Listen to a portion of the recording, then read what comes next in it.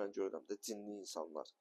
Məsələn, reabilitasiyaya gələndə çoxu cinli olur da özü. Həm də ki, bunlarda necə olur? Narkotik istifadə davamlı çox olduqca o yəni o qüsur lap özün büruzə verir də. Və mən məsələn öz qüsurlarımı tanıyandan sonra, onların üzərində işləyəndən sonra gördüm ki, deməli problem nədədir? Mənim elə bir ki, Allah mənə müəyyən enerji verir, güc verir. Mən bu gücümü düzgün istiqamətə yönəltmirəm. O enerji, yəni enerji deyək də, sənin elə bir ki, enerjin var.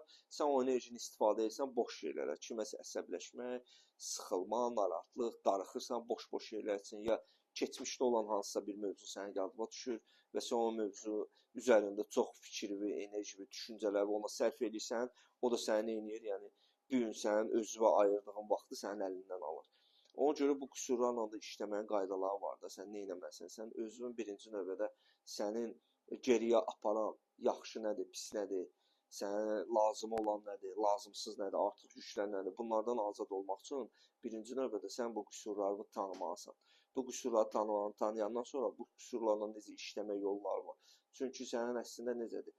Sənin hal-hazırda öz ruh halın, yəni özünün durumun sənin əlində ən güclü silahındır. Sənin həyatını dəyişə biləsi, səni irəli apara biləsi, sənin hər bir şeydə, hər bir sahədə keyfiyyətli həyat yaşamaq üçün sənin o daxilini tanımalısan.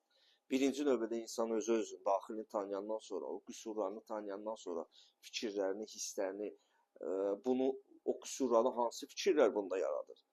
Hansı addımlar bunu geriyə aparır? Yəni onları hamısının qaydasına qoyandan sonra sənin həyatında hər şey qaydası ilə gedir və bir çox şeylər də səni narahat eləmir.